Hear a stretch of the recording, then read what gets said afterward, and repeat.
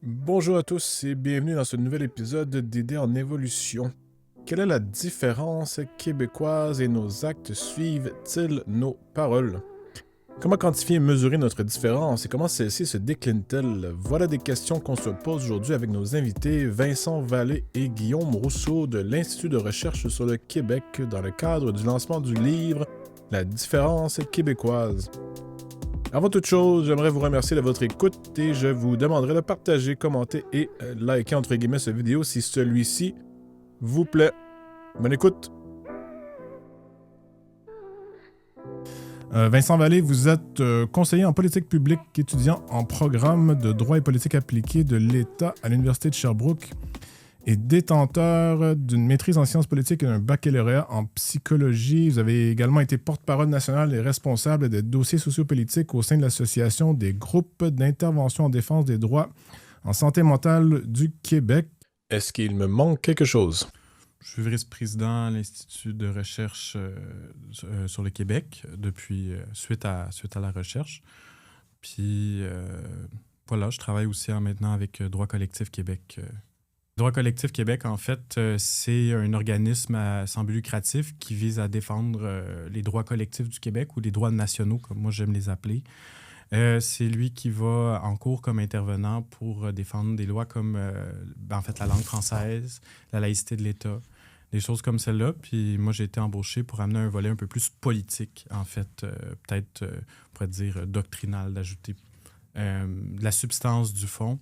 Puis c'est des collaborateurs aussi dans le projet de la différence québécoise. Ils nous ont beaucoup aidés, notamment pour l'édition. Donc, la collaboration, elle a été naturelle par la suite, là. Parfait. Guillaume Rousseau, vous êtes professeur titulaire et directeur du programme de droit et politique appliquée à l'État, à l'Université de Sherbrooke, oui, c'est ça, pardon, ainsi que directeur de recherche à l'Institut de recherche sur le Québec, l'IRQ. Oui. Pouvez-vous nous parler un peu des activités de l'IRQ? Qu'est-ce que ça fait exactement? Oui, donc comme son nom l'indique, c'est un institut de recherche. Donc, on publie des recherches dont La différence québécoise, donc le livre de Vincent Vallée qui sera lancé mardi prochain. Donc, on essaie de publier, idéalement plusieurs études par année ou en tout cas au moins une grosse. Sinon, on a un colloque annuel, toujours le premier samedi de novembre. On a également, là, c'est à l'état de projet pilote, mais ça devrait être lancé de manière plus large à partir de l'automne prochain, une série de conférences. Donc, si vous êtes dans un groupe quelconque, des fois, c'est lors d'une assemblée annuelle, on cherche un moment où on reçoit un conférencier, bien, on a toute une série de conférenciers, dont des personnalités assez connues.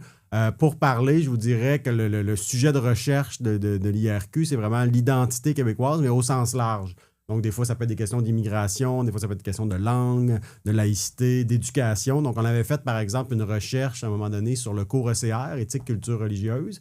Ça avait été très critique. C'était une des premières recherches très critiques. C'était Joël Quérin, là, qui est sociologue, qui avait fait la recherche. Puis ça avait lancé une série de critiques. Puis 10-15 ans plus tard, ou 20 ans plus tard, le cours a été... 10 ans plus tard, le cours a été aboli.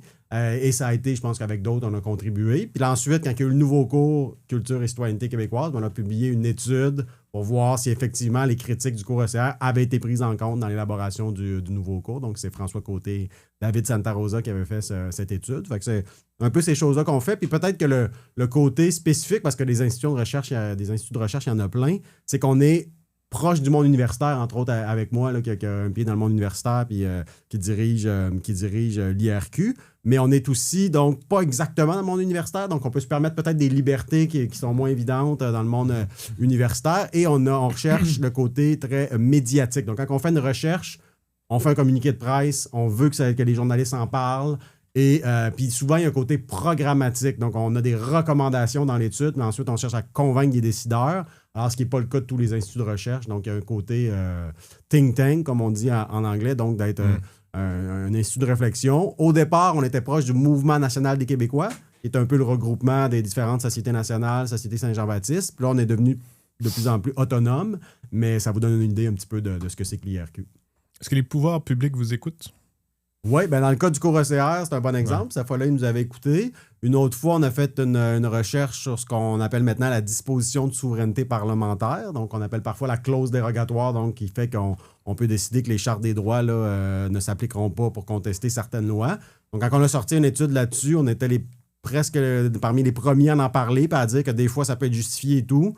Puis ensuite, je pense que ça a eu pour effet que le gouvernement l'a utilisé, cette disposition-là, plus qu'auparavant, dans une certaine mesure, même si la recherche démontrait que c'était quand même utilisé auparavant. Fait que oui, je pense que des fois, on a eu des impacts assez importants.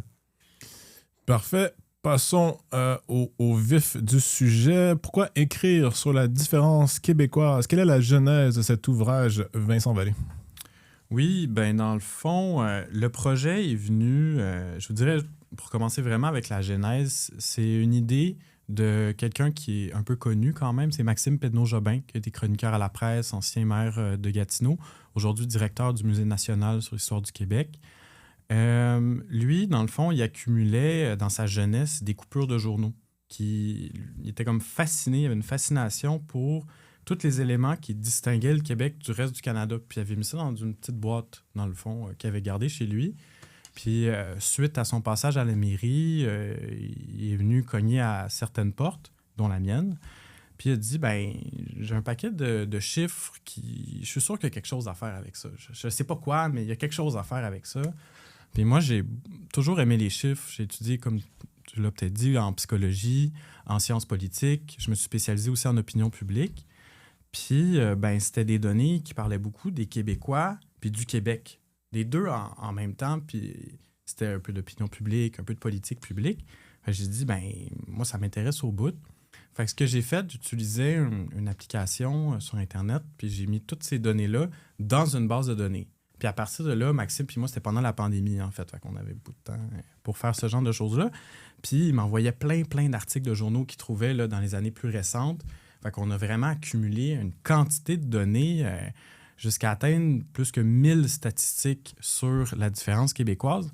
Fait que c'est ça le projet de la différence québécoise, c'est ces données-là dans une banque de données. Et ensuite de ça, plus récemment, moi, je me suis dit, ben Maxime voulait rendre ces données-là publiques. Il voulait qu'on les rende disponibles à tout le monde parce qu'il s'est dit, les chercheurs vont s'intéresser à ça, les médias, le monde des médias vont s'intéresser à ça, les politiques, les députés, les attachés politiques, les recherchistes, puis aussi, ben monsieur, madame, tout le monde pourrait s'intéresser à ça. On y reviendra probablement. Puis moi, je me suis dit, il faut donner un sens à ces données-là. Moi, je percevais qu'il y avait un sens, un fil conducteur, une trajectoire là-dedans. Dans le fond, c'est ça, j'ai cogné à plusieurs portes pour aller chercher du financement parce que je voulais mettre toute mon énergie sur ce projet-là. Puis, ben, après quelques tentatives, ben, finalement, je suis tombé sur Guillaume Rousseau, qui avait justement à l'Institut de recherche sur le Québec. On m'avait proposé d'essayer, on m'avait mis en contact avec lui. Puis Guillaume a tout embarqué dans le projet. Il a dit « super intéressant, ça marche avec nos objectifs, notre mission, fait que let's go ». Puis dans le fond, moi je voulais au début analyser tout le corpus, qui était assez ambitieux comme projet. Puis finalement, je me suis restreint aux données qui étaient, selon moi, les plus signifiantes au niveau de l'identité du Québec, ce qui est entre autres l'objectif de l'Institut de recherche sur le Québec. Puis là, je suis arrivé à... J'ai surtout regroupé des données ensemble par catégorie, égalité entre les hommes et les femmes, les autochtones, des choses comme celle-là, pour faire une grosse catégorie que j'appelle le vivre ensemble, mais dans un sens large, là, dans un sens... Puis dans tout ça, ben l'objectif, c'était aussi, puis Guillaume le complétera probablement, mais c'était que je voyais que dans, mettons, le Code Québec de Jean-Marc Léger, qui analysait beaucoup de sondages, avait beaucoup de données intéressantes. Qui était publié il y a quelques années, hein? Oui, c'était en 2016, la première version de mémoire. Là. Jean-Marc Léger, qui est un sondeur connu chez Léger, son entreprise, et qui avait cumulé là, de mémoire plusieurs sondages pour essayer de déterminer, faire l'image globale du Québec là, basée sur les données de sondage qu'il avait recueillies au fil des années. Exact. Merci de la précision. Puis Jean-Marc Léger a aussi signé l'avant-propos de l'ouvrage. Puis il va le mentionner au lancement. Pour lui, c'est aussi une continuité de son travail, même si ma recherche ne voulait pas se restreindre aux données d'opinion publique. Je voulais vraiment la compléter avec ce que j'appelle des comportements collectifs, c'est-à-dire des décisions collectives, ce qui sont les choix collectifs du Québec, les politiques publiques finalement, et aussi ce qu'on pourrait appeler des résultats sociaux, c'est-à-dire, mettons, il y a moins d'homicides au Québec que dans le reste du Canada. Montréal, c'est une ville plus sécuritaire pour les femmes. La moitié des coopératives du Canada se retrouvent au Québec, 45% pour être exact. Donc ça, c'est pas des données d'opinion publique, c'est pas des données politiques publiques, c'est plus des résultats qui sont à la fois des résultats des politiques, des résultats des Québécois dans leur comportement quotidien ou de l'organisation de la société civile. Donc, c'est un peu un croisement de ces différents axes-là. Et je me disais que ça allait donner, en tout cas, je voulais voir quel portrait ça allait donner. Donc, j'ai essayé d'arriver avec pas trop de postulats parce que je trouvais que souvent, on parlait à la place des données dans ce que j'avais trouvé, dans les... parce que dans le fond, il y a beaucoup d'ouvrages au Québec qui traitent de l'identité québécoise, mais généralement, c'est pas nécessairement de l'opinion, parce qu'il y a vraiment un travail intellectuel qui est fait là-dedans, mais c'est pas nécessairement basé sur des éléments empiriques. Donc, des observations de ces différents angles-là. Finalement, on se base sur des écrits, processus discursif, etc. Donc, c'était de me baser un peu sur l'approche de Léger, un peu sur un genre d'approche un peu plus... quantitative. Oui, quantitative, mais en croisant plusieurs types de données. Puis, je ne sais pas si Guillaume veut compléter ça. Oui, ben c'est ça. Ce qui est intéressant, c'est que, dans le fond, Jean-Marc Léger a beaucoup de données, mais effectivement, c'est les sondages, alors que dans le livre, c'est plus large que sondage. Puis Jean-Marc Léger n'a pas nécessairement un cadre théorique qu'on appelle à l'université. Donc, il y a plein de données, puis il en parle, puis il les analyse, puis c'est fort intéressant. Mais il n'y a pas nécessairement, c'est ça, un cadre théorique, une façon, une grille très claire, explicite pour les analyser. Puis il y avait un autre livre qu'on trouvait intéressant, qui est celui de Danick Parenteau, sur le républicanisme, donc qui nous explique en gros que selon lui, beaucoup de choses au Québec de politique publique, de comportement, s'expliquent par la philosophie républicaine à la française, là, pas Donald Trump, mais républicaine à la française, donc le bien commun, les droits collectifs, la participation et tout. Donc, il expliquait ça, puis il y avait finalement beaucoup donc, le cadre théorique était très fort, charpenté, puis c'est quelqu'un qui nous vient de philo des idées politiques et tout. Mais finalement, il n'y avait pas tant de données. Donc, c'est une critique qu'on peut faire à son livre. En même temps, il a fait avancer la réflexion.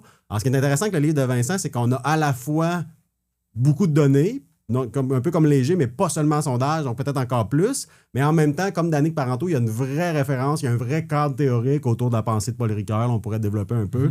Fait que je trouve ça intéressant parce que moi, je supervisais un petit peu le côté scientifique. Et justement, pour s'assurer que c'était scientifique, une des choses qui était à faire, c'est une revue de la littérature. Donc, quand on veut faire avancer les connaissances, il faut d'abord savoir quel est l'état des connaissances au moment où on veut les faire avancer. Donc, il fallait d'abord débuter par une revue de littérature. Ce qui est fait dans le livre, vraiment, ça commence par ça, puis là, on bâtit là-dessus, puis on pousse plus loin les connaissances. Fait que c'est pour ça que, pour ceux qui ont aimé le Code Québec, si vous avez aimé le Code Québec, vous allez adorer la différence québécoise, à mon avis, parce que je trouve que ça va plus loin. Même chose pour ceux qui ont aimé le petit précis républicain à l'usage des Québécois, si je me souviens bien. Un peu moins connu. Un peu moins connu, effectivement, ça fait déjà quelques années, peut-être 12 ans, mais peut-être un peu plus même. Puis, mais effectivement, si vous avez aimé un ou d'autres de ces ouvrages-là, vous allez adorer la différence québécoise. Parfait. Je vous cite. La notion de différence québécoise repose sur le postulat qu'il existe une différence non seulement de degré, mais de nature entre le Québec et le reste du Canada. Cette différence substantielle se manifeste tant dans son volet individuel que collectif. Je pose la question relativement simple. Quelle est donc cette différence substantielle? Le passage dont tu parles, se trouve dans la section méthodologie. C'est un postulat interprétatif que j'utilise pour analyser les données. Dans le fond, en tant que chercheur, je dis voici comment je me positionne, à partir de quoi je fais regarder les données, puis dire que la différence québécoise, c'est pas une différence de degré, c'est une différence de nature. C'est un peu dire, moi, je ne considérais pas le Québec comme une communauté au Canada, mais comme une nation. Puis une nation parce que son foyer national se trouve où il se trouve le territoire du Québec, donc le Saint-Laurent, etc., alors qu'une communauté canadienne, par exemple la communauté chinoise, la communauté mexicaine, a un foyer national qui est extérieur au territoire du Québec. Donc ça, c'est une différence qui m'apparaît assez fondamentale avec une position qui pourrait dire, le Québec, c'est une des communautés du Canada, puis il n'y a pas tellement de différence.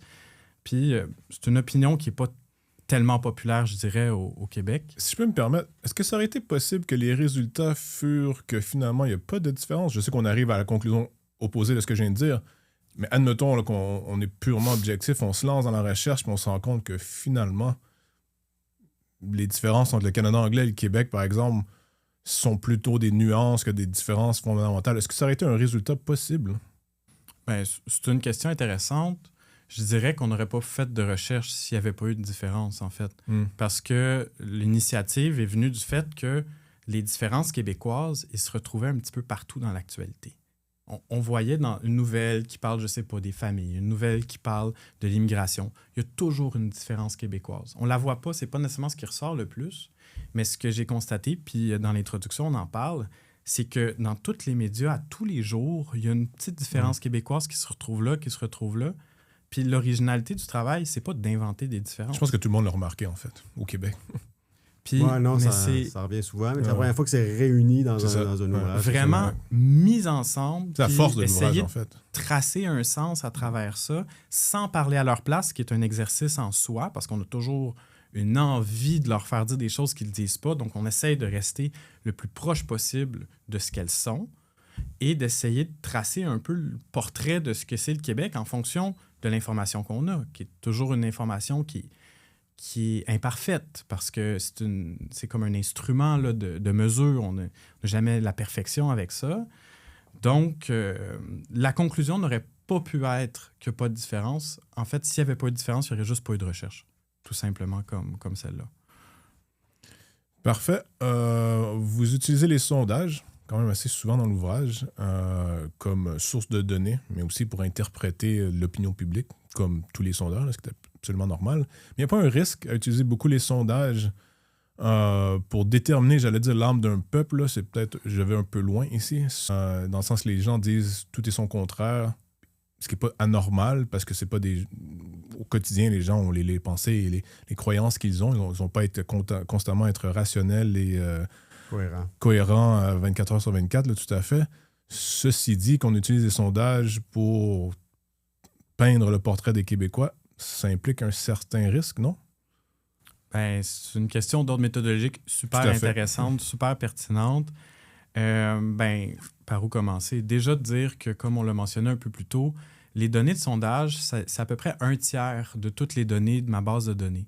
Il y a environ un 10% qui correspond aux politiques publiques, puis le reste, environ 57%, c'est ce que j'appelle les résultats sociaux, donc ce qu'on mesure des effets des politiques publiques, comme je l'ai mentionné un petit peu plus tôt. Donc, les données de sondage, c'est ce que j'appelle l'opinion et le comportement politique.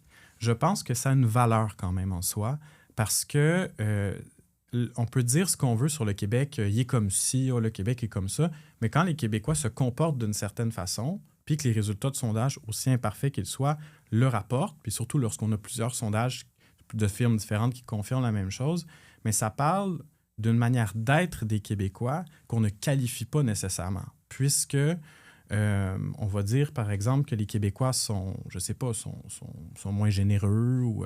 Puis là, on voit que à travers les impôts, bon, c'est pas un exemple de sondage parce que les impôts, on peut le mesurer comme résultat social, mais on voit que, c'est une autre manière d'interpréter la question de la générosité, parce qu'il donne beaucoup plus d'une autre façon, de façon collective, par exemple.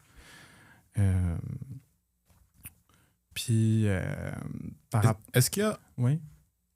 j'ai envie de dire, une donnée ou un sondage ou une série de sondages qui forment une grande différence québécoise auquel vous attendiez pas?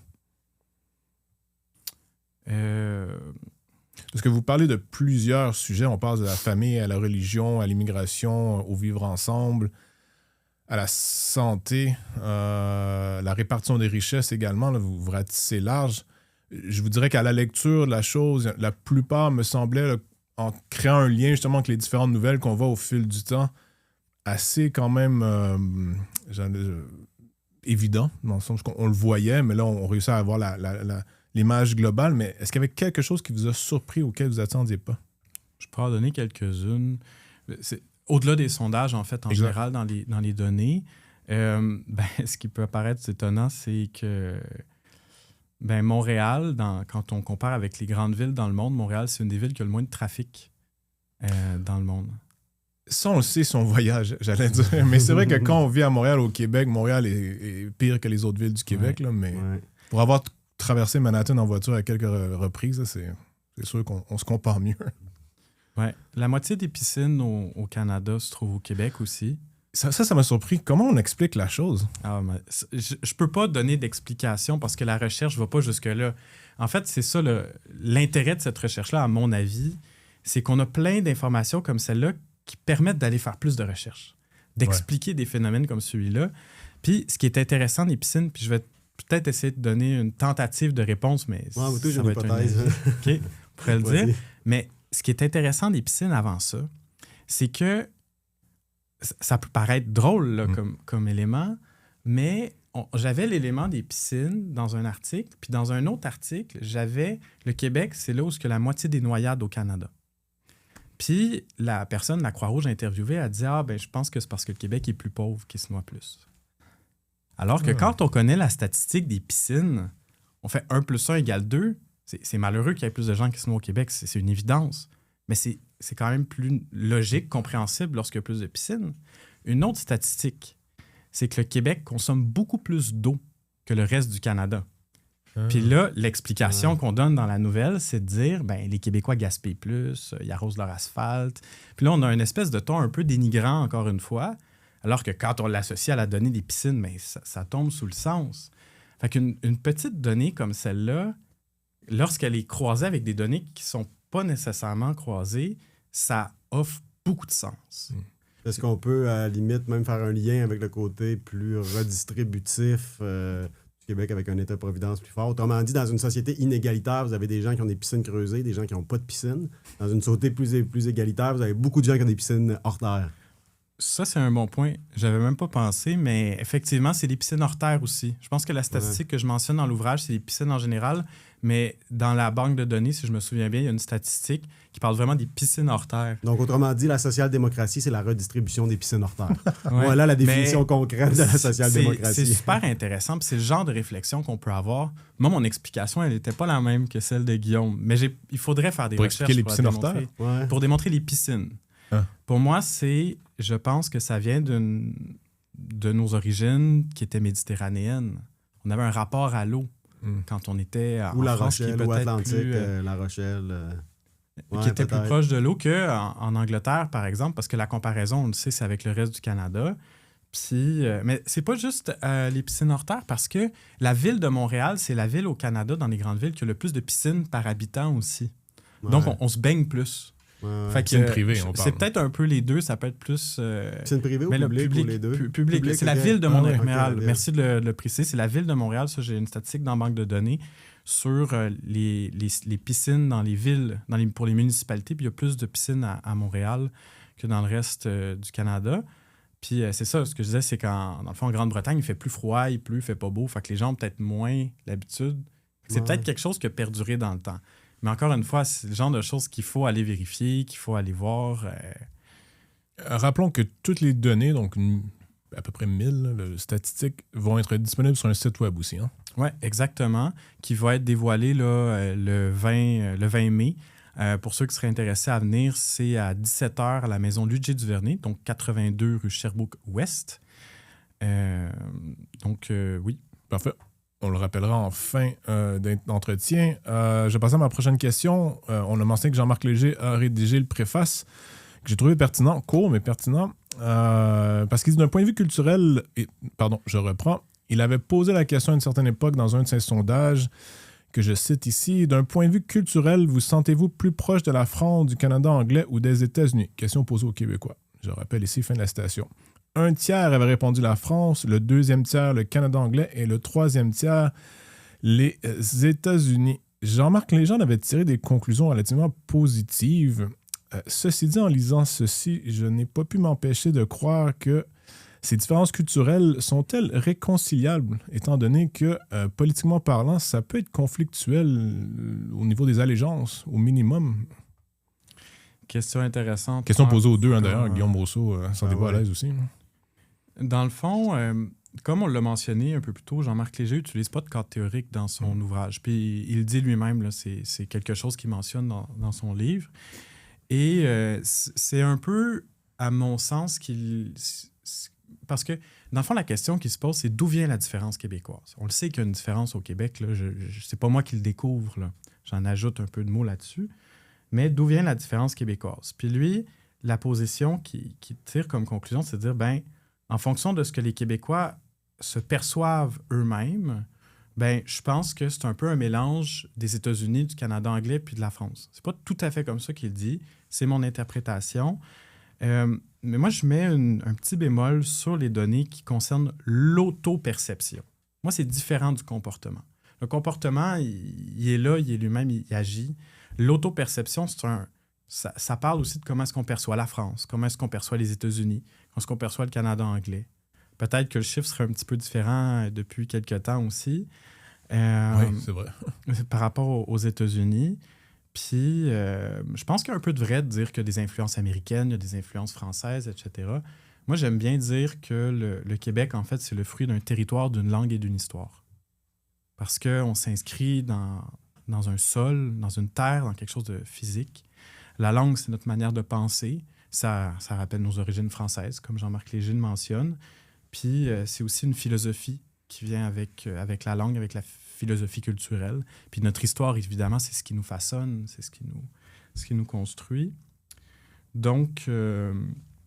Guillaume Rousseau, je peux me permettre, est-ce qu'une analyse normative, qualitative à faire du livre et de ses conclusions qui sont relativement quantitatives, là, globalement?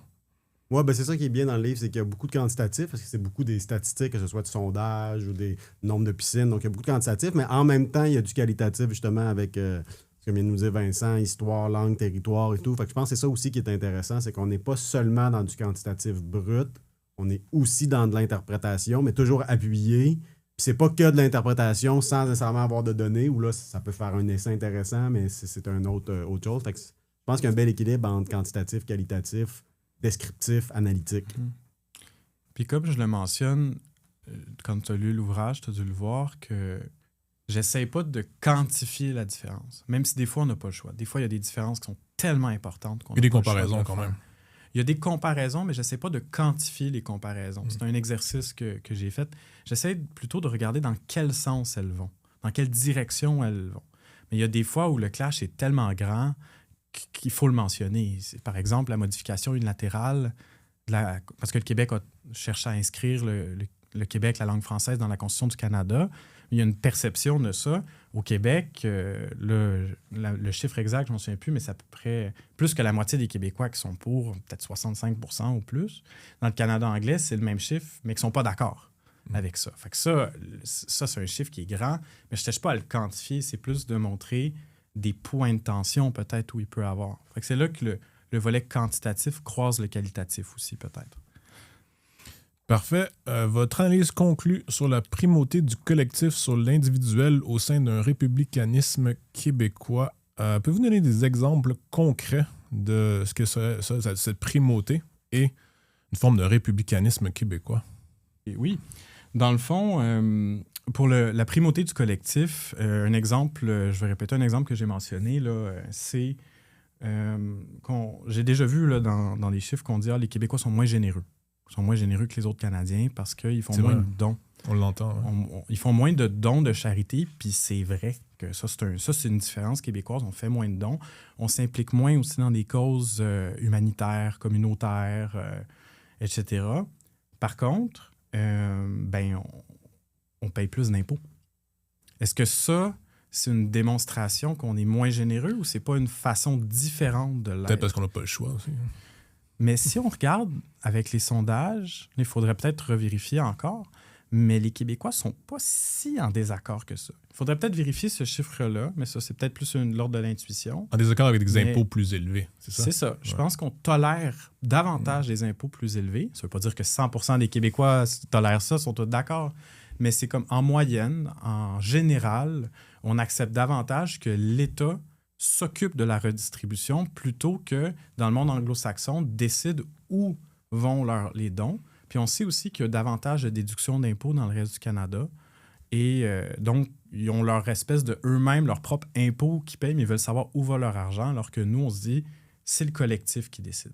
C'est l'État qui décide, comme notre puissance publique, comme j'aime l'appeler, qui redistribue, et c'est plus politique. Puis c'est là que ça rejoint peut-être aussi Danick Parenteau sur le républicanisme.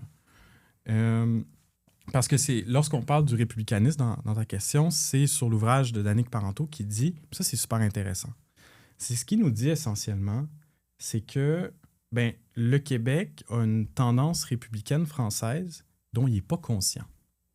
Le Québec n'est pas conscient lui-même d'être républicain. Parce que si on regarde là, dans les médias, c'est quand on nous dit que le Québec est républicain, on dit à peu près jamais. Le républicanisme au Québec, on a l'impression que ça remonte aux patriotes peut-être. Patriotes, journée des patriotes qui s'en vient par ailleurs. Et, mais on ne dit pas ça. Mais lui, ça ne fait pas partie du lexique, en fait, au Québec, le républicanisme. C'est pas un mot qu'on utilise, à la limite. Puis on va l'associer beaucoup à Donald Trump, au Parti républicain des États-Unis. Ce qui est une confusion. Oui, ce qui est une confusion, parce que là, on parle d'un parti politique ou un courant d'idées. Puis, dans le fond, ce que Danick Parenteau nous dit, c'est que pour des raisons par rapport à la laïcité, par rapport à la démocratie aussi, notre rapport aux politiques, le Québec est davantage républicain. Là, à partir de l'ouvrage, je ne peux pas tirer cette conclusion-là, malheureusement, parce que tout le volet politique, je ne l'ai pas couvert.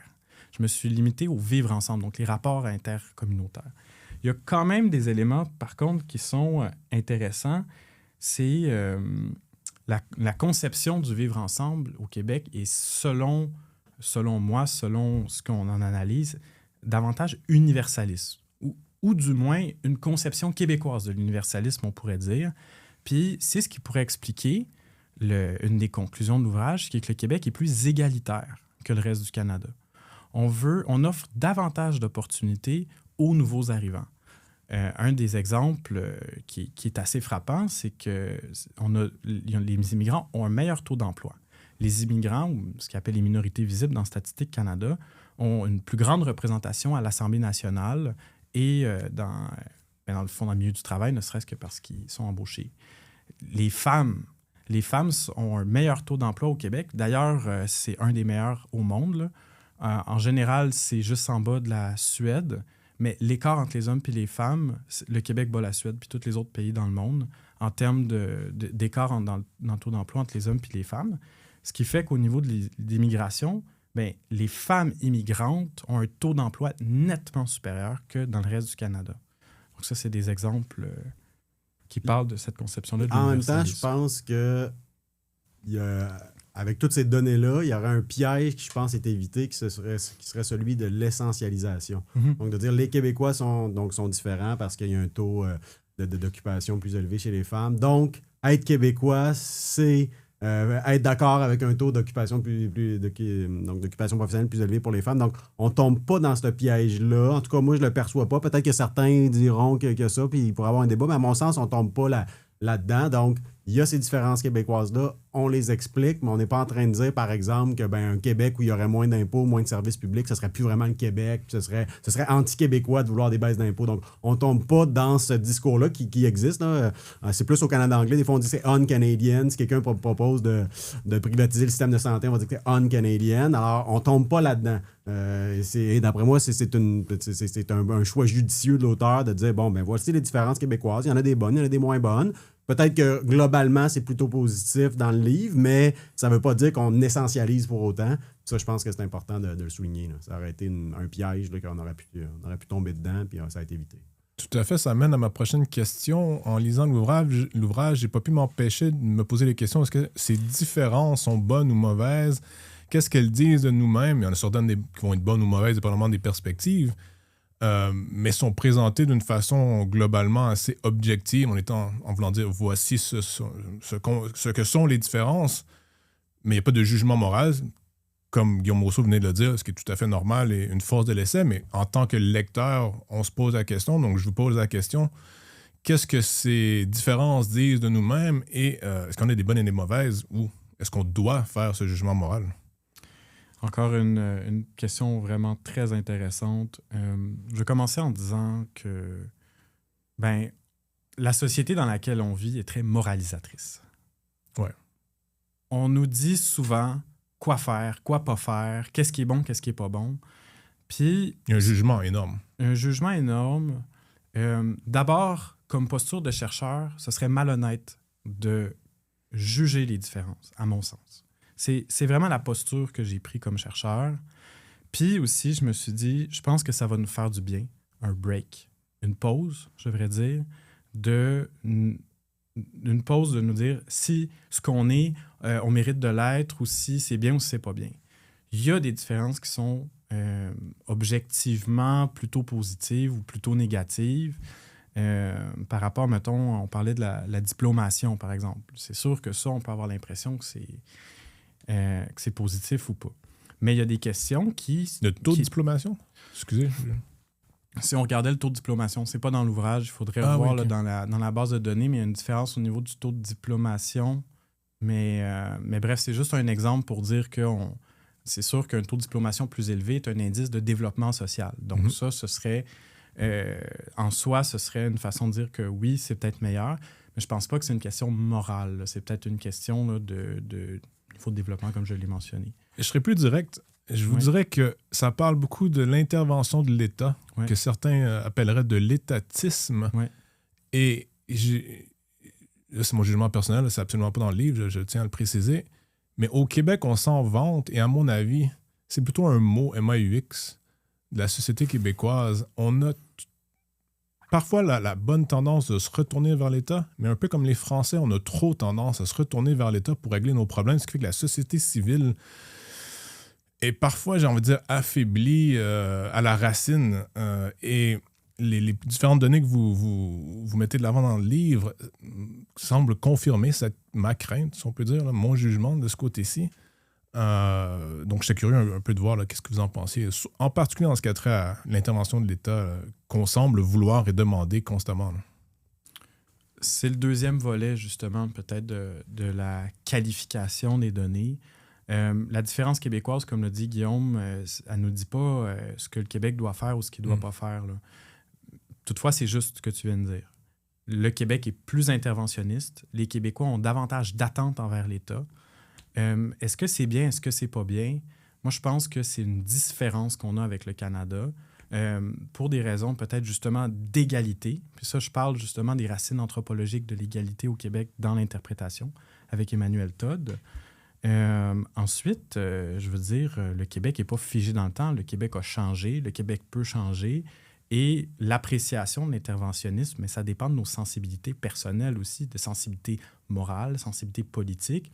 Le Québec, puis ça, je le mentionne, je fais bien la précaution de dire, le Québec, c'est pas un bloc monolithique. Là. Tout à fait. Il existe des gens de différentes orientations. L'idée, c'est de dire comment le Québec se comporte, comment est-ce qu'il agit. Puis, au niveau de l'intervention de l'État, oui, il y a davantage d'intervention, mais il y a aussi surtout une différence d'interaction. Puis ça, je le mentionne également, c'est que les acteurs de la société civile se retrouvent ensemble autour de sa puissance publique pour interagir, comme une espèce de cercle où il y a les organismes communautaires, les syndicats, les organisations de la société civile comme le Droit collectif Québec, mais aussi les entreprises privées. Les entreprises privées se distinguent du reste du Canada par leur interaction avec l'État. L'État intervient dans l'entreprise privée également. Parfait. Sinon, moi, j'ajouterais que... Guillaume Rousseau. Oui, ce qui est intéressant, c'est que quand on a un livre, un ouvrage, une étude avec beaucoup de données, ben, il y a les données ensuite sont intéressantes. Puis ensuite, on peut avoir ce qu'on appelle les résultats de la recherche. Puis ensuite, il peut y avoir la discussion des résultats. Donc, on peut décider de partir du livre puis aller ailleurs. Il y a déjà beaucoup de choses dans le livre. Et juste lire le livre, c'est déjà super intéressant. Mais on peut facilement, du livre, puis des données. Donc, il ne s'agit pas d'être d'accord ou pas. Là. Il y a des données, c'est des données.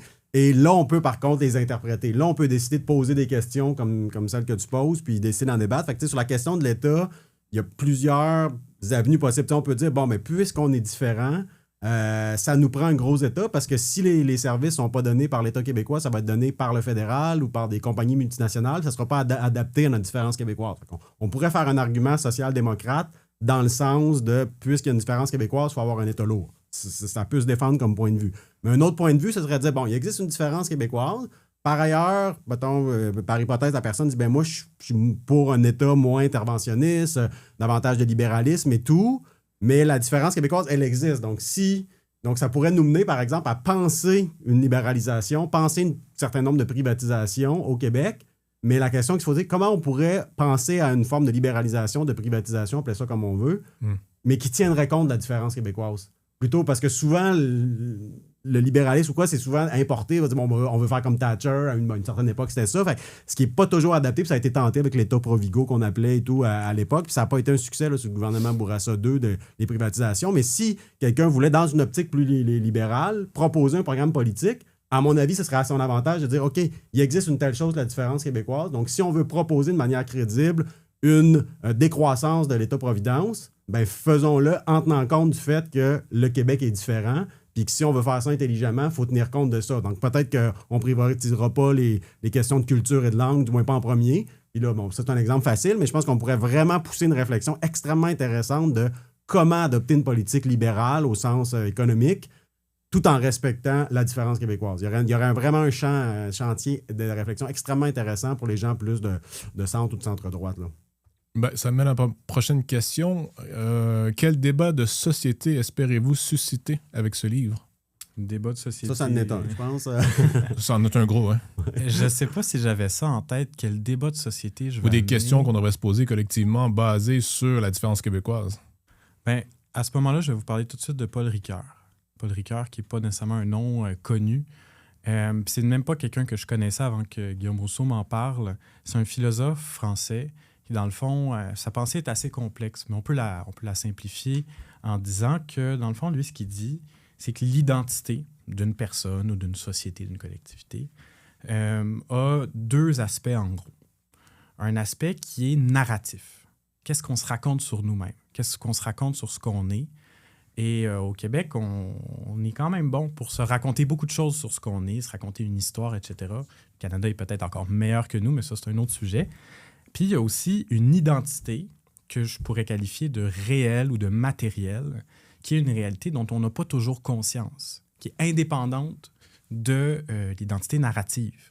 Donc, on peut se raconter des choses sur nous-mêmes qui ne sont pas vraies.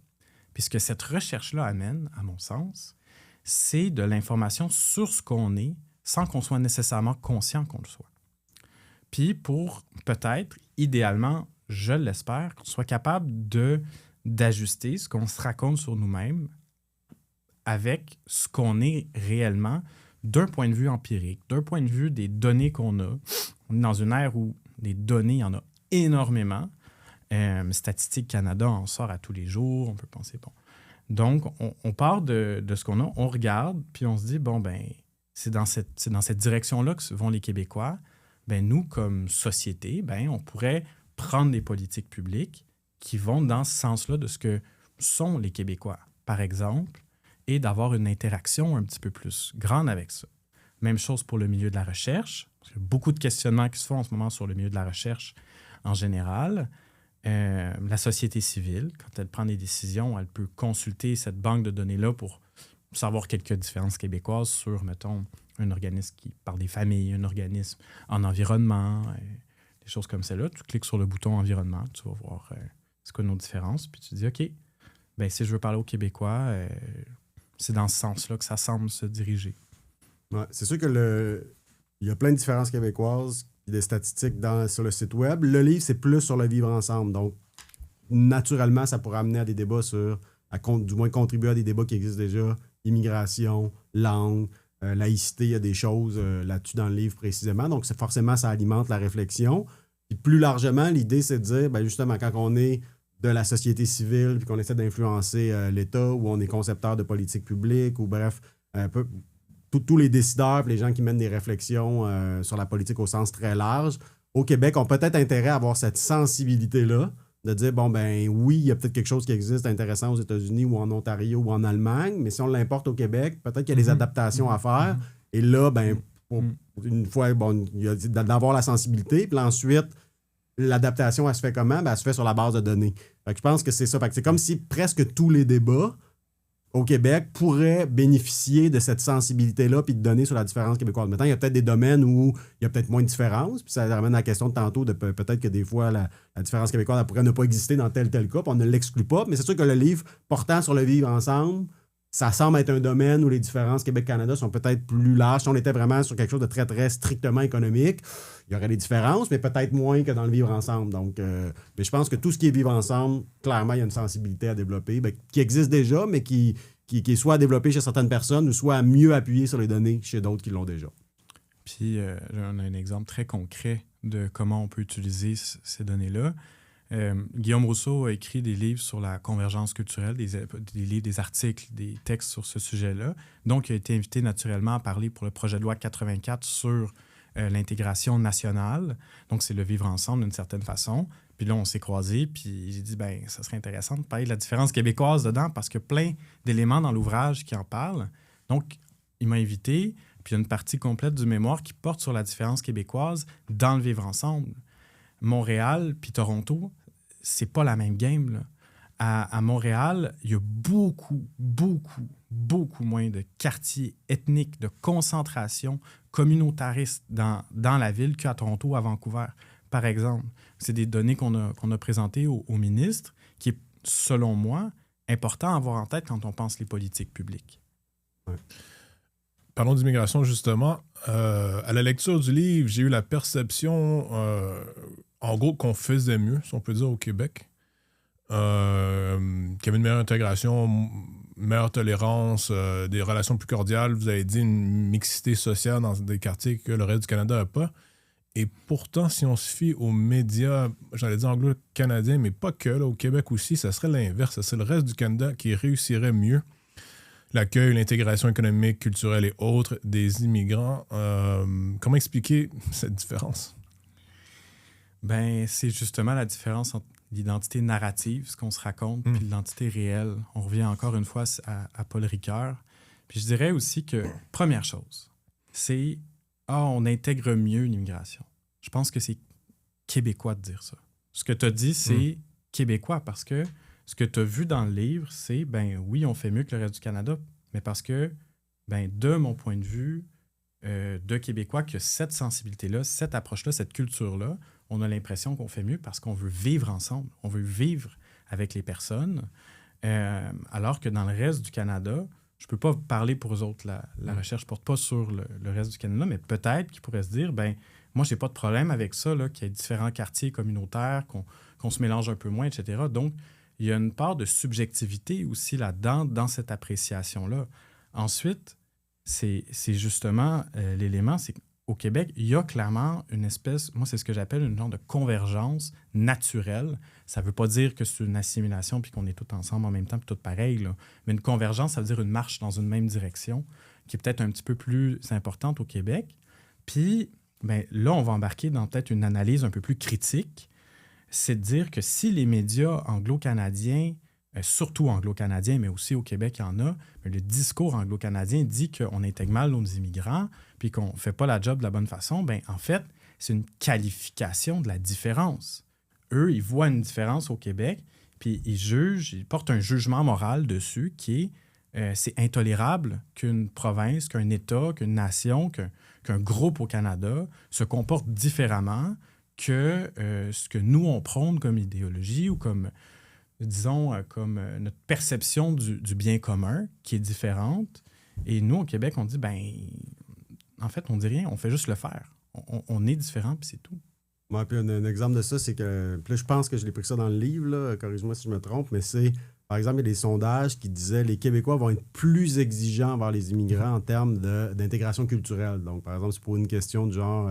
est-ce que les immigrants devraient ressembler aux Québécois sur le plan culturel? Bon, ce genre de questions-là, les taux de réponse positive sont plus élevés au Québec que dans le reste du Canada. Fait que là, il peut avoir effectivement un regard moral là-dessus de dire, ben voilà, c'est de l'assimilationnisme, c'est mal, donc il y a des problèmes d'immigration au Québec, puis là, bon, il y a toutes sortes de jugements de valeur qui peuvent en résulter. Mais il y a d'autres interprétations possibles de dire, oui, peut-être qu'au Québec, on est un petit peu plus exigeant, mais il y a un contexte démographique qui existe. Puis par ailleurs, ben, il y a aussi des bénéfices. Il y a aussi, on parlait de statistiques qui sont positives pour les immigrants. Donc, il y a peut-être plus d'exigences, mais en même temps, autrement dit, c'est peut-être donnant-donnant. Peut-être qu'on en exige plus, puis qu'on en donne un peu plus, puis que dans d'autres provinces, ben, c'est un petit peu plus vivre et laisser vivre. Donc, moins d'exigences, mais peut-être aussi que ça donne des résultats qui ne sont pas nécessairement envieux à certains égards dans le reste du Canada. Fait que je pense que ça peut répondre en partie à la question.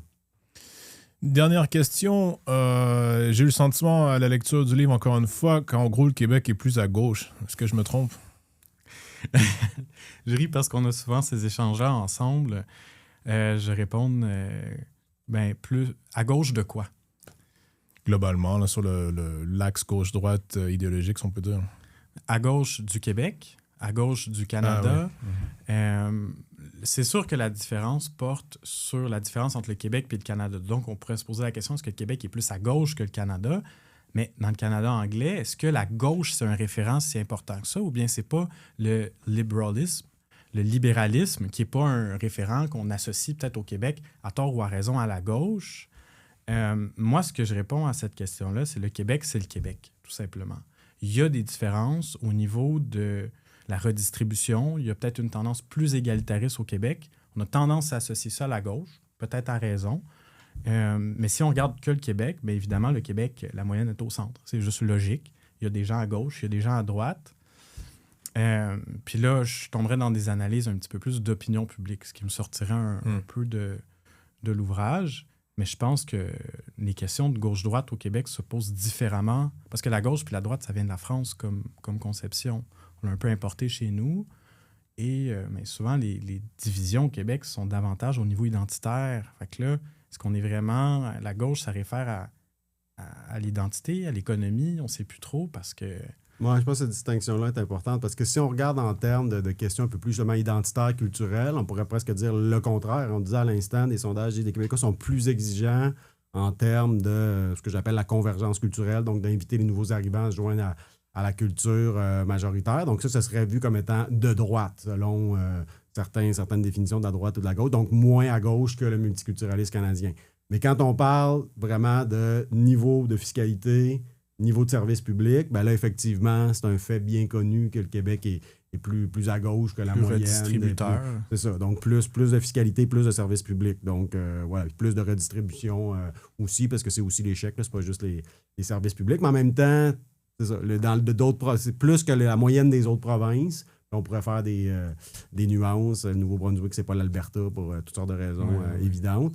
Mais l'État fédéral en demeure quand même un qui est assez aussi redistributif, assez lourd. Fait il y aurait des nuances à faire, mais globalement, oui, du point de vue de strictement là, fiscalité et services publics, bon, c'est un fait. Mais encore là, je reviens à ce que je disais plus tôt, c'est un fait, on le constate, il y a un discours médiatique là-dessus, puis c'est intéressant d'en apprendre là-dessus, puis de l'interpréter, mais on ne tombe pas dans l'essentialisation pour autant. Donc, quelqu'un peut très bien être québécois puis vouloir des baisses d'impôts, puis on n'est pas en train de dire qu'il est moins québécois qu'un autre. Oui. Mais je vais te donner un exemple qui peut apparaître contradictoire. Tu sais, l'intervention sur la langue française, est-ce que c'est à gauche ou est-ce que c'est à droite? C'est une intervention de l'État, mais qui vise à préserver une qualité culturelle du Québec.